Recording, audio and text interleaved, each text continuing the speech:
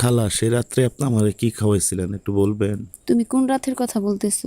ওই সেই রাত সেদিন রাতের কথা। সকালবেলা উঠে দেখি মাথা ব্যথা করতেছে, ওই যে আপনাদের বাড়িতে যেদিন গেছিলাম না বেড়াইতে। হ্যাঁ, তুমি কি কিছু বুঝতে পারছো? কিছুটা বুঝতে পারছি, পুরোটাই বুঝতে পারিনি খালা, বুঝছেন। আচ্ছা, পরের দিন সকালে তোমার কেমন লাগছে? খুবই খারাপ লাগছে, মাথা ব্যথা করছে, জ্বর আসছে, এত মাথায় তুলতে পারতেছিলাম না। আর শরীরে কেমন জানি লাগতেছিল খালা। আচ্ছা, এমনিতেই ঠিক হয়ে যাবো, বুঝছো? অত চিন্তা করার দরকার নেই। আর সেদিন রাতের কথা তোমার আর মনে করার দরকার নেই। না রিনা খালা, প্লিজ একটু বলেন না, আমার শুনতে শুনতে খুব ইচ্ছা হইতেছে। দেখো, তুমি ভাগিনা লাগো, তোমাকে যে আমি কি বলবো বলতে পারি না, বিধায় তো তোমাকে আমি কিছু খাওয়াইছি তোমাকে না বলে। না আপনি বলেন, আপনি তো আপনজন আমার, তাই না? আপনি আমার মার বোন, সবচেয়ে আপন। তো আপনি আমার বলেন না সেদিন কি খাওয়াইছিলেন, বুঝছেন। সেদিন থেকে আসার পরে খুবই অসুস্থ শরীরটা। আচ্ছা, শরীর সুস্থ হলে তুমি সবই বুঝতে পারবা, আর সব তোমার স্মরণ আসবে, যে কি খাওয়াইছি কি করছি সব মনে পড়ে যাবে।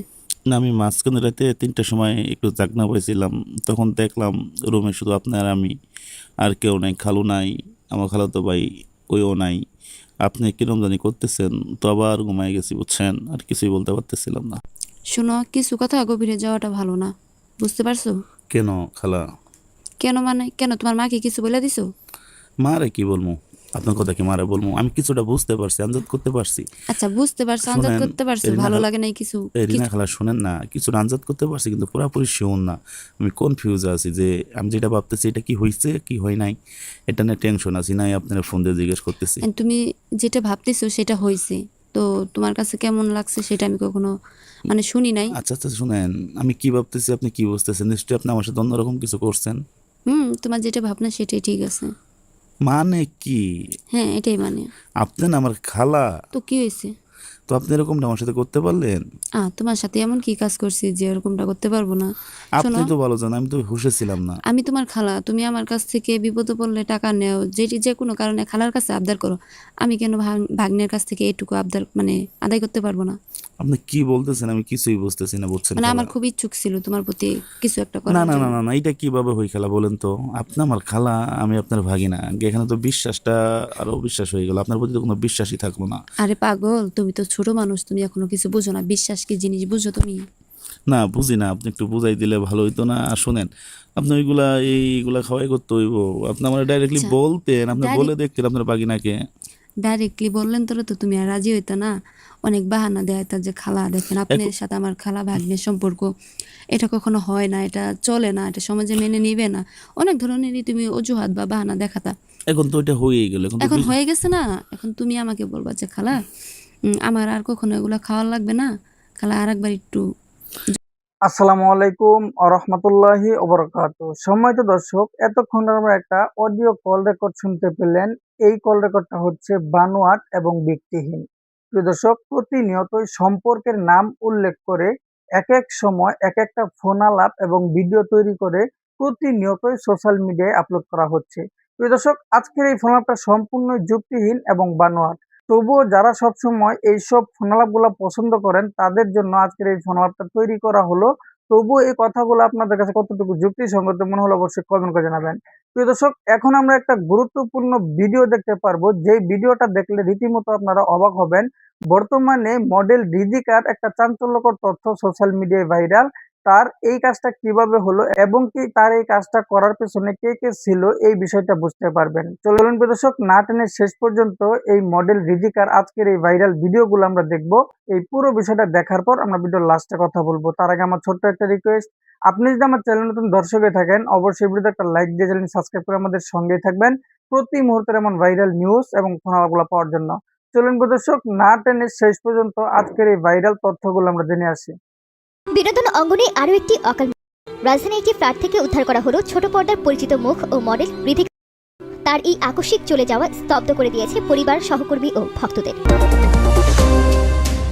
নায়ক, নায়িকা বা অভিনেত্রী, এদের জীবন দেখলে আমাদের মনে হয় যে এদের জীবন না জানি কত সুন্দর।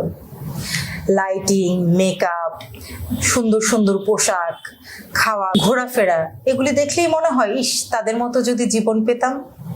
আসলেই কি এই যে ক্যামেরার জগতে বা ভিডিওতে আমরা যতটা সুন্দর জীবন দেখি, বাস্তবে কি ততটাই সুন্দর তাদের জীবন, নাকি এর পেছনে রয়েছে অন্য কোনো আরেকটি জীবন?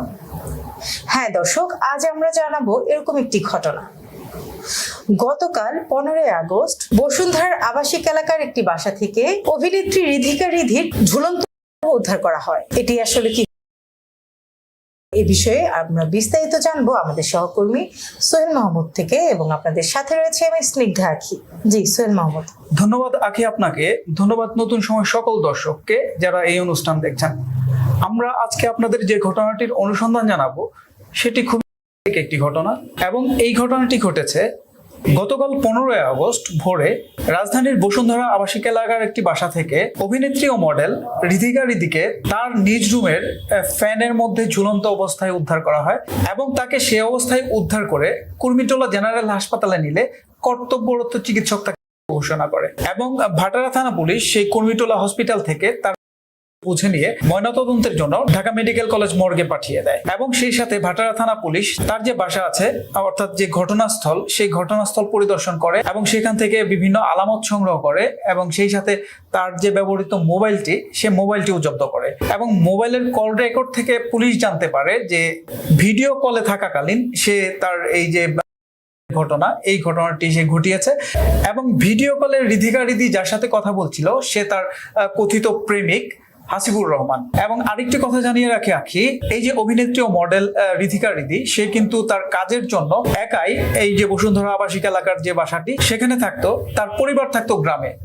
এই খবর পেয়ে গ্রাম থেকে তার পরিবারের সবাই চলে আসে এবং ভাটারা থানায় তার মা বাদী হয়ে একটি মামলা দায়ের করে, এবং সেখানে প্ররোচনাকারী হিসেবে এই মামলায় একমাত্র আসামি করে এই যে রিধিকা রিধির প্রেমিক হাসিবুর রহমান তাকে।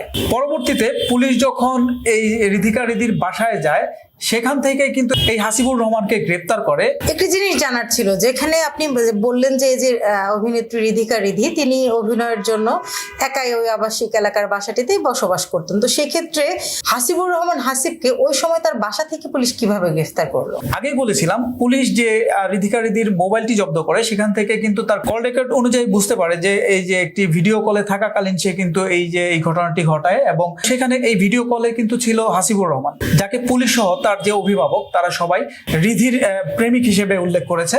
এবং সে কলে থাকাকালীনই বুঝতে পারে যে রিধি খারাপ কিছু ঘটাতে চলেছে, এবং তাকে দেখতেই কিন্তু তখন সে এই যে রিধিকার বাসায় চলে আসে, এবং সে অবস্থাতেই পুলিশ কিন্তু তাকে গ্রেপ্তার করে। আচ্ছা, এরপর হাসিবুর রহমানকে গ্রেপ্তার করে ভাটারা থানায় নিয়ে এসে তাকে জিজ্ঞাসাবাদ করা হয়, এবং জিজ্ঞাসাবাদ শেষে তাকে আদালতে প্রেরণ করা হয়। তবে একটি কথা, আদালতে তোলার পরও এই যে তার বিরুদ্ধে অভিযোগ প্ররোচনাকারী, সেটি কিন্তু পূর্ণাঙ্গভাবে প্রমাণ হয়নি, যার কারণে আদালত এই বিচারটি প্রক্রিয়াধীন রেখে তাকে জেল হাজতে পাঠায়। আচ্ছা, এই যে আপনি বললেন হাসিবুর রহমান হাসিবকে জিজ্ঞাসাবাদ করা হয়েছে, তো জিজ্ঞাসাবাদে হাসিবুর রহমান কোনো তথ্য দিয়েছে কিনা বা পুলিশ সেই তথ্য আপনাদেরকে জানিয়েছে? ভাটারা থানার ভারপ্রাপ্ত কর্মকর্তা মাজহারুল ইসলাম আমাদেরকে যেটি জানিয়েছে যে হাসিবুর রহমান প্রাথমিক জিজ্ঞাসাবাদে বলেছে যে তার সাথে ভিডিও কলে রিধিকার কথা হচ্ছিল, এবং সেখানে তাদের যে ব্যক্তিগত বিষয় সেটি নিয়ে কিন্তু ঝগড়া ফ্যাসাদ হচ্ছিল, এবং ঝগড়াটা কিন্তু চরম পর্যায়ে ছিল, এবং ঝগড়ার এক পর্যায়ে তাকে কলে রেখেই রিধিকা ফ্যানের মাঝে চেষ্টা করে, এবং এরপর কিন্তু সে ভীতিকর অবস্থায় সেই ফ্ল্যাটে চলে আসে রিধিকাকে দেখার জন্য, কিন্তু এতক্ষণে যা ঘটে গিয়েছে। জি, ধন্যবাদ সোহেল মাহমুদ। ধন্যবাদ দর্শক এতক্ষণ সময় আমাদের সাথে থাকার জন্য। আসলে আজকের যে ঘটনাটি আমরা জানলাম, আসলে এখন পর্যন্ত কিন্তু সেটি স্পষ্ট নয় যে এটি, এবং অভিযুক্ত যে হাসিবুর রহমান হাসিব বা যে একমাত্র ব্যক্তি যাকে ভিডিও। সম্মানিত দর্শক, বর্তমানে এই মডেল রিধিকার এই রহস্যময় খবরটি সোশ্যাল মিডিয়ায় তুমুল ভাইরাল।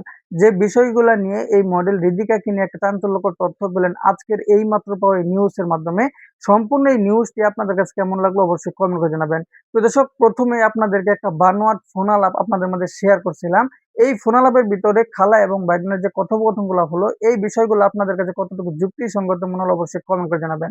প্রতিনিয়ত এমন ভাইরাল তথ্য এবং ফোন আলাপগুলো পেতে অবশ্যই চ্যানেল সাবস্ক্রাইব করে রাখবেন, ভিডিওতে একটা লাইক দিবেন। আজকে এই পর্যন্তই, পরবর্তী ভিডিও দেখার আমন্ত্রণ। আসসালামু আলাইকুম।